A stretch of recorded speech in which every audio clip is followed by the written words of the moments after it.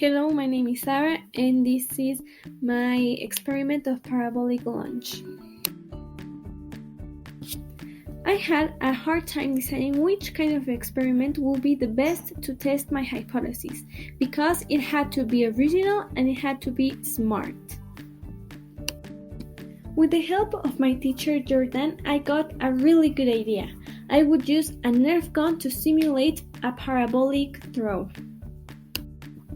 With this idea, I could develop my hypothesis, which stated that as the angle of the dart gun increases in relation to the position from where it shot, the reach of the dart gun will decrease. This is my theoretical model, and for the first part I isolated initial velocity so I could know at what velocity the Nerf shot the darts. But wait, what about the angles? Well, I chose 5 different angles. I used my cell phone in an app called Measure, so I could measure the angles by placing my cell phone besides the Nerf gun. I shoot with an angle of 20, which is the one I used to obtain my initial velocity. I painted the dart so I could see where it landed.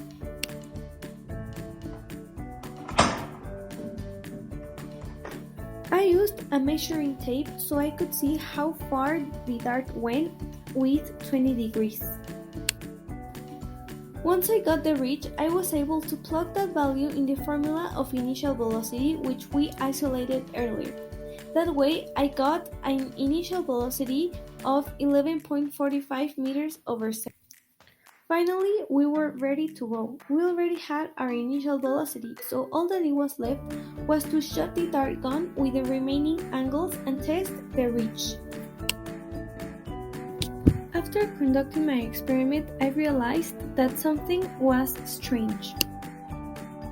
I realized that my hypothesis was not being fulfilled completely.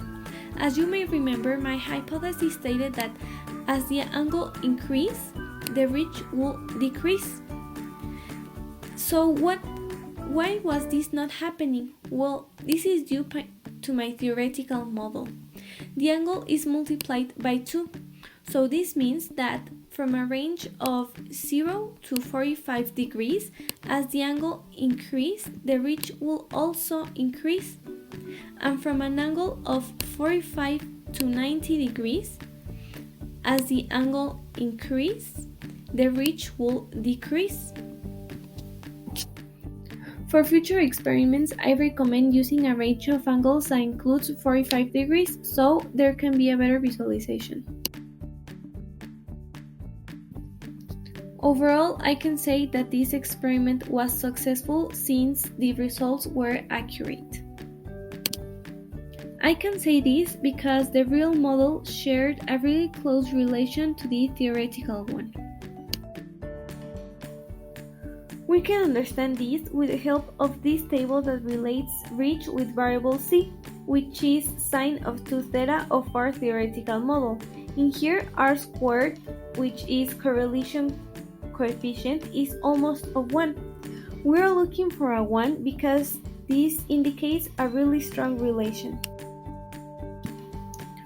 Now it is important to check what factors may have hampered my results.